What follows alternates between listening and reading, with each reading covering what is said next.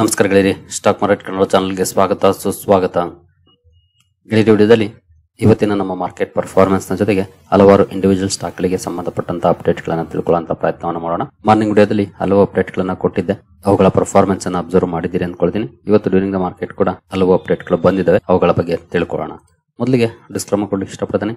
ಇಲ್ಲಿ ಕವರ್ ಮಾಡ್ತಿರುವಂತ ಯಾವುದೇ ಸ್ಟಾಕ್ ಅನ್ನು ಕೂಡ ರೆಕಮೆಂಡ್ ಮಾಡ್ತಿಲ್ಲ. ನೀವು ಫರ್ದರ್ ಸ್ಟಡಿ ಮಾಡಿ ಅಂತ ಹೇಳ್ಬೋದು. ಆಸ್ ಎಜುಕೇಶನಲ್ ಪರ್ಪಸ್ ನಾನು ವಿಡಿಯೋ ಮುಂದೆ ತರ್ತಾ ಇದ್ದೀನಿ. ಇಲ್ಲಿ ಇವತ್ತಿನ ನಮ್ಮ ನಿಫ್ಟಿ ಪರ್ಫಾರ್ಮೆನ್ಸ್ ಅನ್ನು ನೋಡಿದರೆ, ನಿಫ್ಟಿಯಲ್ಲಿ ನೋಡಬಹುದು 23 ಪಾಯಿಂಟ್ಸ್ ಅಥವಾ 0.09% ಡೌನ್ ಪರ್ಫಾರ್ಮೆನ್ಸ್ ನೋಡಲಿಕ್ಕೆ ಸಿಕ್ಕಿದೆ. ಗ್ಯಾಪ್ ಅಪ್ ಅಲ್ಲಿ ಓಪನ್ ಆಯಿತು. ಮಾರ್ನಿಂಗ್ ವಿಡಿಯೋದಲ್ಲಿ ನಾವು ಗಿಫ್ಟ್ ನಿಫ್ಟಿ ಪರ್ಫಾರ್ಮೆನ್ಸ್ ನೋಡಿದಾಗ ಸ್ಲೈಟ್ಲಿ ಅಪ್ ಅಲ್ಲಿ ಟ್ರೇಡ್ ಆಗ್ತಾ ಇತ್ತು. ಜೊತೆಗೆ ಏಷ್ಯನ್ ಮಾರ್ಕೆಟ್ಸ್ ಪರ್ಫಾರ್ಮೆನ್ಸ್ ಚೆನ್ನಾಗಿತ್ತು, ಸ್ಲೈಟ್ಲಿ ಪಾಸಿಟಿವ್ ಇತ್ತು ಸೆಂಟಿಮೆಂಟ್. ಅದೇ ರೀತಿ ಪಾಸಿಟಿವ್ ಅಲ್ಲೇ ಓಪನ್ ಆಯಿತು, ಬಟ್ ಅದು ಸಸ್ಟೈನ್ ಆಗಲಿಲ್ಲ. ಡೌನ್ ಫಾಲ್ ಕಂಡು ಬಂತು ನೋಡಬಹುದು, ನೆಗೆಟಿವ್ ಆಯಿತು. ಮತ್ತೆ ಒಂದಷ್ಟು ರಿಕವರಿಯನ್ನ ಮಾಡಿ ಪಾಸಿಟಿವ್ ಆಯಿತು, ಮತ್ತೆ ಕೊನೆಯಲ್ಲಿ ನೆಗೆಟಿವ್ ಆಗಿ, ಮತ್ತೆ ಕೊನೆಯಲ್ಲಿ ಸ್ವಲ್ಪ ಬೌನ್ಸ್ ಬ್ಯಾಕ್ ಕೂಡ ಮಾಡಿ ಫ್ಲಾಟಿಶ್ ಕ್ಲೋಸಿಂಗ್ ಅನ್ನ ಕೊಟ್ಟಿದೆ. ಬಟ್ ರೆಡ್ ಅಲ್ಲಿ ಕ್ಲೋಸಿಂಗ್ ಅನ್ನ ಕೊಟ್ಟಿದೆ. ಅಗೇನ್ 23 ಪಾಯಿಂಟ್ಸ್ ಡೌನ್ ಅಲ್ಲಿ ನಮ್ಮ ನಿಫ್ಟಿ ಕ್ಲೋಸಿಂಗ್ ಅನ್ನ ಕೊಟ್ಟಿದೆ.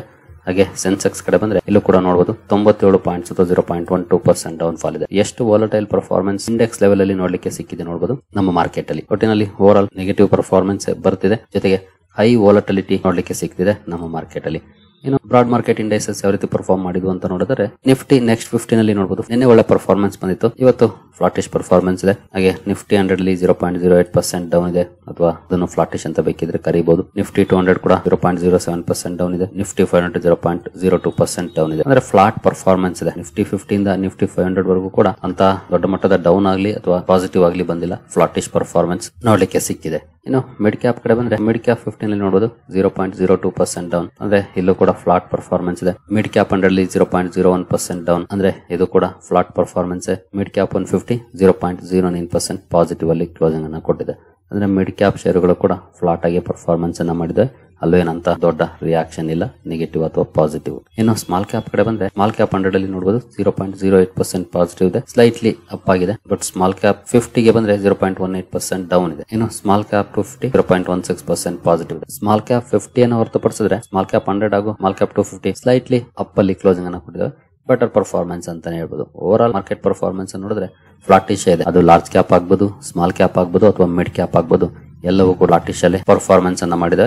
ಹಾಗೆ ಮೈಕ್ರೋ ಕ್ಯಾಪ್ ಇಂಡೆಕ್ಸ್ ಯಾವ ರೀತಿ ಪರ್ಫಾರ್ಮ್ ಮಾಡ್ತು ಅಂತ ನೋಡಿದ್ರೆ ಇಲ್ಲಿ ಸ್ವಲ್ಪ ನೆಗೆಟಿವ್ ಪರ್ಫಾರ್ಮೆನ್ಸ್ ಇದೆ. 0.39% ಡೌನ್ ಅಲ್ಲಿ ಮೈಕ್ರೋ ಕ್ಯಾಪ್ ಇವತ್ತು ಕ್ಲೋಸಿಂಗ್ ಅನ್ನ ಕೊಟ್ಟಿದೆ. ನಿನ್ನೆ ಕೂಡ ಸ್ವಲ್ಪ ಡೌನ್ ಫಾಲ್ ಇತ್ತು, ಇವತ್ತು ಕೂಡ ಅದೇ ರೀತಿ ಡೌನ್ ಫಾಲ್ ಕಂಟಿನ್ಯೂ ಆಗಿದೆ. ಇಲ್ಲೇನು ಪಾಸಿಟಿವ್ ಪರ್ಫಾರ್ಮೆನ್ಸ್ ಇಲ್ಲ. ಇನ್ನು ಸೆಕ್ಟೋರಲ್ ಇಂಡೈಸಸ್ ಗಳು ಯಾವ ರೀತಿ ಪರ್ಫಾರ್ಮ್ ಮಾಡಿದ್ವು ಅಂತ ನೋಡಿದ್ರೆ, ನಿಫ್ಟಿ ಬ್ಯಾಂಕ್ ಅಲ್ಲಿ ನೋಡಬಹುದು 0.32% ಪಾಸಿಟಿವ್ ಇದೆ. ನಿಫ್ಟಿ ಫೈನಾನ್ಷಿಯಲ್ ಸರ್ವಿಸಸ್ 0.06% ಪಾಸಿಟಿವ್ ಇದೆ, ಸ್ಲೈಟ್ಲಿ ಅಪ್ ಆಗಿದೆ ಅಥವಾ ಕೂಡ ಫ್ಲಾಟ್ ಅಂತ ಬೇಕಿದ್ರು ಕರೀಬಹುದು. ಏನು ನಿಫ್ಟಿ ಆಟೋ 0.4% ಪಾಸಿಟಿವ್ ಪರ್ಫಾರ್ಮೆನ್ಸ್ ಅನ್ನ ಮಾಡಿದೆ. FMCG 0.43% ಡೌನ್ ಇದೆ. IT 0.1% ಡೌನ್ ಇದೆ. ಮೀಡಿಯಾದಲ್ಲಿ 1.23% ಡೌನ್ ಫಾಲ್ ಇದೆ. ಮೆಟಲ್ 1.16% ಅಪ್ ಆಗಿದೆ, ಚೆನ್ನಾಗಿ ಪರ್ಫಾರ್ಮ್ ಮಾಡಿದೆ ಅಂತ ಹೇಳ್ಬೋದು ಮೆಟಲ್ ಸೆಕ್ಟರ್. ಫಾರ್ಮಾ 0.1% ಡೌನ್ ಇದೆ. PSU ಬ್ಯಾಂಕ್ ಅಲ್ಲಿ ತುಂಬಾ ಒಳ್ಳೆ ಪರ್ಫಾರ್ಮೆನ್ಸ್ ಇದೆ, 1.84% ಪಾಸಿಟಿವ್ ಇದೆ.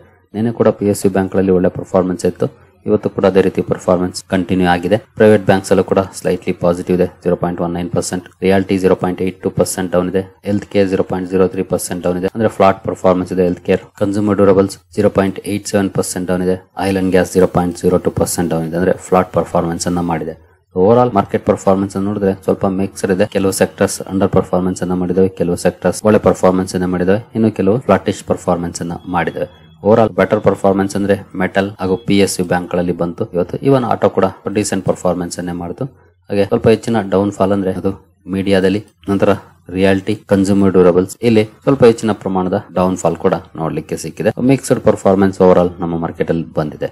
ಇನ್ನು ನಮ್ಮ ಮಾರ್ಕೆಟ್ ಈ ರೀತಿ ಪರ್ಫಾರ್ಮೆನ್ಸ್ ಅನ್ನ ಮಾಡ್ತು. ಗ್ಲೋಬಲ್ ಮಾರ್ಕೆಟ್ಸ್ ಅಲ್ಲಿ ಯಾವ ರೀತಿ ಇದೆ ಪರ್ಫಾರ್ಮೆನ್ಸ್, ಆ ಕಡೆ ಸ್ವಲ್ಪ ಗಮನ ಹರಿಸೋದಾದ್ರೆ ಯುರೋಪಿಯನ್ ಮಾರ್ಕೆಟ್ ಗಳ ಕಡೆ ಬಂದ್ರೆ ನೋಡಬಹುದು ಇಲ್ಲೂ ಕೂಡ ಮಿಕ್ಸ್ಡ್ ಇದೆ. ಎಲ್ಲೇನಂತ ದೊಡ್ಡ ಮಟ್ಟದ ಪಾಸಿಟಿವ್ ಆಗಲಿ ಅಥವಾ ನೆಗೆಟಿವ್ ಆಗಲಿ ಪರ್ಫಾರ್ಮೆನ್ಸ್ ಇಲ್ಲ, ಮಿಕ್ಸ್ಡ್ ಪರ್ಫಾರ್ಮೆನ್ಸ್ ನೋಡ್ಲಿಕ್ಕೆ ಕಾಣ್ತಾ ಇದೆ. ಏಷ್ಯನ್ ಮಾರ್ಕೆಟ್ ಗಳಲ್ಲೂ ಕೂಡ ಮಿಕ್ಸ್ಡ್ ಇದೆ. ಕೆಲವು ಮಾರ್ಕೆಟ್ಸ್ ಪಾಸಿಟಿವ್ ಅಲ್ಲಿ ಟ್ರೇಡ್ ಆದ್ರೆ ಕೆಲವು ಮಾರ್ಕೆಟ್ಸ್ ನೆಗೆಟಿವ್ ಅಲ್ಲಿ ಟ್ರೇಡ್ ಆಗಿದೆ. ಸದ್ಯದ ಮಟ್ಟಿಗೆ ಗ್ಲೋಬಲ್ ಮಾರ್ಕೆಟ್ಸ್ ಅನ್ನ ನೋಡಿದ್ರೆ ಮಿಕ್ಸ್ಡ್ ಪರ್ಫಾರ್ಮೆನ್ಸ್ ನೋಡ್ಲಿಕ್ಕೆ ಕಾಣ್ತಾ ಇದೆ. ಪಾಸಿಟಿವ್ ಅಂಡ್ ನೆಗೆಟಿವ್ ಎರಡು ಇದೆ. ಇನ್ನು ಇವತ್ತಿನ IPO ಲಿಸ್ಟಿಂಗ್ ಕಡೆ ಬಂದ್ರೆ ಆನಂದ್ ರತಿ ಶೇರ್ ಇವತ್ತು ಲಿಸ್ಟಿಂಗ್ ಇತ್ತು.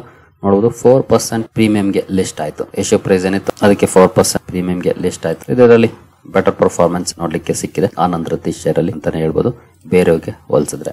ಇನ್ನು ಶೇಷಸಾಯಿ ನೋಡಬಹುದು 3% ಲೋಯರ್ ಗೆ ಲಿಸ್ಟ್ ಆಗಿದೆ, ಅಂದ್ರೆ ಡಿಸ್ಕೌಂಟ್ ಅಲ್ಲಿ ಲಿಸ್ಟ್ ಆಗಿದೆ ಶೇಷಸಾಯಿ. ಇಲ್ಲೇನಂತ ಲಾಭ ಬರಲಿಲ್ಲ ಇನ್ವೆಸ್ಟರ್ಸ್ ಗೆ.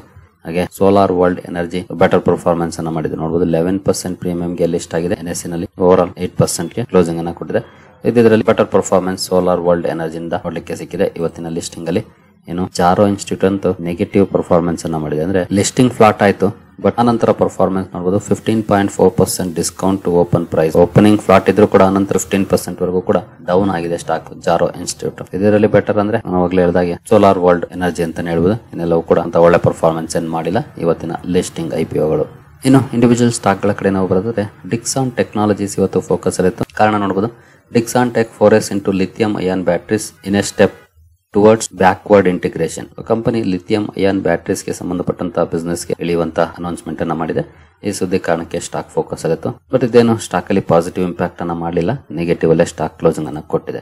ನಂತರ ಭಾರತ್ ಎಲೆಕ್ಟ್ರಾನಿಕ್ಸ್ ಮಾರ್ನಿಂಗ್ ವಿಡಿಯೋದಲ್ಲಿ 1092 ಕೋಟಿ ಆರ್ಡರ್ ಸಿಕ್ಕಿರೋ ಬಗ್ಗೆ ಕವರ್ ಮಾಡಿದೆ ಸುದ್ದಿಯನ್ನು. ಡಿಸೆಂಟ್ ಪರ್ಫಾರ್ಮೆನ್ಸ್ ಇದೆ, ನಿಯರ್ಲಿ 1% ಅಪ್ ಅಲ್ಲಿ ಸ್ಟಾಕ್ ಇವತ್ತು ಕ್ಲೋಸಿಂಗ್ ಅನ್ನ ಕೊಟ್ಟಿದೆ. ನಂತರ ಜುಪಿಟರ್ ವ್ಯಾಗನ್ಸ್ ಫೋಕಸ್ ಅಲ್ಲಿತ್ತು. ಜುಪಿಟರ್ ವ್ಯಾಗನ್ಸ್ ನ ಜೊತೆಗೆ ತೀತಾಗರ್ ರೈಲ್ ಸಿಸ್ಟಮ್ಸ್, ಈ ಎರಡು ಕಂಪನಿಗಳು ಭೂತಾನ್ ನ ಜೊತೆ ಒಪ್ಪಂದವನ್ನ ಮಾಡಿಕೊಂಡಿದೆ. ರೈಲ್ ಲಿಂಕ್ಸ್ ಗೆ ಸಂಬಂಧಪಟ್ಟಂತೆ 4000 ಕೋಟಿ ಒಪ್ಪಂದವನ್ನ ಮಾಡಿಕೊಂಡಿದೆ. ಈ ಎರಡು ಕಾರಣಕ್ಕೆ ಜುಪಿಟರ್ ವ್ಯಾಗನ್ಸ್ ಹಾಗೂ ತೀತಾಗರ್ ರೈಲ್ ಸಿಸ್ಟಮ್ಸ್ ಫೋಕಸ್ ಅಲ್ಲಿದ್ದು, ಬಟ್ ಏನು ಪಾಸಿಟಿವ್ ರಿಯಾಕ್ಷನ್ ಇಲ್ಲ, ಸ್ವಲ್ಪ ಡೌನ್ ಅಲ್ಲಿ ಪರ್ಫಾರ್ಮೆನ್ಸ್ ನೋಡ್ಲಿಕ್ಕೆ ಸಿಕ್ಕಿದೆ. ಇನ್ನು ಮಾನ್ ಇಂಡಸ್ಟ್ರೀಸ್ ಫೋಕಸ್ ಅಲ್ಲಿ ನೋಡಬಹುದು ಪರ್ಫಾರ್ಮೆನ್ಸ್ 10% ಡೌನ್ ಆಗಿದೆ ಸ್ಟಾಕ್ ಇವತ್ತು. ಇದಕ್ಕೆ ಕಾರಣ ಅಂತಂದ್ರೆ ಕಂಪನಿಯ ಮ್ಯಾನೇಜ್ಮೆಂಟ್ ನ ಮೇಲೆ ಬಂದಿರುವಂತಹ ಆರೋಪ ಅಥವಾ ಸೆಬಿ ಇವರ ಮೇಲೆ ಆಕ್ಷನ್ ತಗೊಂಡಿದೆ. ನೋಡಬಹುದು Man Industries shares fall up to 16%. Management says SEBI order do not impact operations. ಕಂಪನಿಯ ಕಡೆಯಿಂದ ಕೆಲವೊಂದು ಕ್ಲಾರಿಫಿಕೇಶನ್ಸ್ ಬಂದಿದೆ. ಅಂದ್ರೆ ಕಂಪನಿಯ ಮ್ಯಾನೇಜ್ಮೆಂಟ್ ಫಂಡ್ ಡೈವರ್ಟ್ ಮಾಡಿದೆ ಅನ್ನೋ ಕಾರಣಕ್ಕೆ ಅವರನ್ನ 2 ವರ್ಷ ಸೆಕ್ಯೂರಿಟೀಸ್ ಮಾರ್ಕೆಟ್ ಇಂದ ಬ್ಯಾನ್ ಮಾಡಿದೆ ಸೆಬಿ. ನೋಡಬಹುದು, SEBI ban over fund diversion tracks Man Industries shares. Fund diversion ಆರೋಪ ಬಂದಿದೆ, ಅದಕ್ಕೆ ಸೆಬಿ ಕೂಡ ಆಕ್ಷನ್ ತಗೊಂಡಿದೆ. ಈ ಸುದ್ದಿ ಕಾರಣಕ್ಕೆ ಫೋಕಸ್ ಅಲ್ಲಿತ್ತು. ಡೌನ್ ಫಾಲ್ ಕೂಡ ನೋಡ್ಲಿಕ್ಕೆ ಸಿಕ್ಕಿದೆ. ಎಸ್ಪೆಷಲಿ ಈ ರೀತಿಯ ಸಮಸ್ಯೆಗಳನ್ನ ಐಡೆಂಟಿಫೈ ಮಾಡೋದು ಇನ್ವೆಸ್ಟರ್ಸ್ ಗೆ ತುಂಬಾನೇ ಕಷ್ಟ. ಈವನ್ ಇನ್ಸ್ಟಿಟ್ಯೂಷನ್ಸ್ ಕೂಡ ಫೇಲ್ ಆಗ್ತಾರೆ. ಇದು ಮಾರ್ಕೆಟ್ ಅಲ್ಲಿರುವಂತಹ ಬಿಗ್ ರಿಸ್ಕ್. ಹಾಗಾಗಿನೇ ಇನ್ವೆಸ್ಟ್ ಮಾಡುವಾಗ ತುಂಬಾ ಹುಷಾರಾಗಿರ್ಬೇಕು, ಜೊತೆಗೆ ಡೈವರ್ಸಿಫೈ ಮಾಡಬೇಕು. ಯಾವುದೋ ಒಂದು ಪರ್ಟಿಕ್ಯುಲರ್ ಸ್ಟಾಕ್ ಮೇಲೆ ದೊಡ್ಡ ಮಟ್ಟದ ಇನ್ವೆಸ್ಟ್ಮೆಂಟ್ ಅನ್ನ ಮಾಡಿದ್ರೆ ಈ ರೀತಿ ಸಮಸ್ಯೆಗಳು ಆ ಸ್ಟಾಕ್ ಅಲ್ಲಿ ಆಯ್ತು ಅಂದ್ರೆ ಇಮಿಡಿಯೇಟ್ಲಿ ಸ್ಟಾಕ್ ಡೌನ್ ಆಗುತ್ತೆ, ಓವರ್ ಆಲ್ ಪೋರ್ಟ್ಫೋಲಿಯೋದ ಮೇಲೆ ಇಂಪ್ಯಾಕ್ಟ್ ಅನ್ನ ಮಾಡುತ್ತೆ. ಹಾಗಾಗಿನೇ ಕೇರ್ಫುಲ್ ಆಗಿರ್ಬೇಕು, ಡೈವರ್ಸಿಫೈ ಮಾಡಬೇಕು ನಮ್ಮ ಇನ್ವೆಸ್ಟ್ಮೆಂಟ್ ಅನ್ನ. ನೋಡೋಣ, ಮಾನ್ ಇಂಡಸ್ಟ್ರೀಸ್ ಕೆಲವೊಂದು ಕ್ಲಾರಿಫಿಕೇಶನ್ ಕೊಟ್ಟಿದೆ, ಬಟ್ ಕಾದ್ ನೋಡ್ಬೇಕಾಗುತ್ತೆ ಏನಾಗುತ್ತೆ ಅಂತ. ಇನ್ನು DCX ಸಿಸ್ಟಮ್ಸ್ ಬಗ್ಗೆ ಮಾರ್ನಿಂಗ್ ವಿಡಿಯೋದಲ್ಲಿ ಒಂದು ಅಪ್ಡೇಟ್ ಅನ್ನು ನೋಡಿದ್ವಿ. 50 ಕೋಟಿ ಕಂಪನಿಗೆ ಆರ್ಡರ್ ಸಿಕ್ಕಿರೋ ಬಗ್ಗೆ ಒಳ್ಳೆ ಪರ್ಫಾರ್ಮೆನ್ಸ್ ನೋಡ್ಲಿಕ್ಕೆ ಸಿಕ್ಕಿದೆ ಇವತ್ತು DCX ಸಿಸ್ಟಮ್ಸ್ ಅಲ್ಲಿ. ಇನ್ನು ರೈಲ್ಟೆಲ್ ಕಾರ್ಪೊರೇಷನ್, ಇದಕ್ಕೆ ಕೂಡ ಒಂದು ಸುದ್ದಿ ಬಂದಿತ್ತು ಆರ್ಡರ್ ಸಿಕ್ಕಿರೋ ಬಗ್ಗೆ, ಬಟ್ ಇದೇನು ಪಾಸಿಟಿವ್ ಇಂಪ್ಯಾಕ್ಟ್ ಅನ್ನ ಮಾಡಲಿಲ್ಲ ರೈಲ್ಟೆಲ್ ಅಲ್ಲಿ ಇವತ್ತು. ನಂತರ ಟಾಟಾ ಪವರ್ ಫೋಕಸ್ ಅಲ್ಲಿತ್ತು.